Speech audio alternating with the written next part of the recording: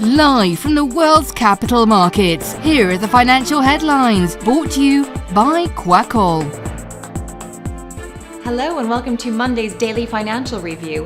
Here's what's making headlines in the markets today. The EU will adapt its state aid rules to prevent an exodus of investment triggered by a new US green energy subsidy package, the bloc's chief executive said.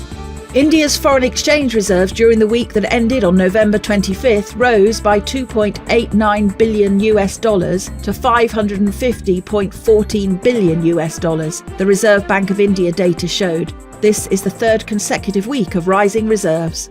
Major oil-producing countries led by Saudi Arabia and Russia look set to maintain their current output levels at a meeting ahead of fresh sanctions against Moscow coming into force. The dollar-yen pair traded sideways in the last session. According to the RSI, we are in an oversold market. The Bitcoin-dollar pair skyrocketed 1.3% in the last session. The ultimate oscillator is giving a positive signal. The gold-dollar pair saw a minor dip of 0.2% in the last session. The stochastic RSI's positive signal is in line with the overall technical analysis.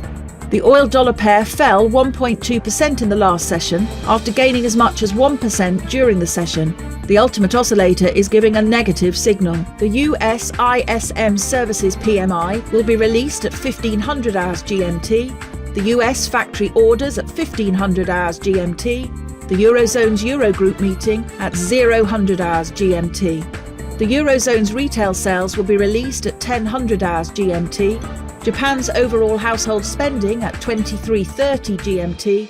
Japan's JIBUN Bank Services PMI at 0000 hours and 30 minutes GMT. We hope that you've enjoyed Monday's financial review. On behalf of all of us here, we wish you a productive trading day.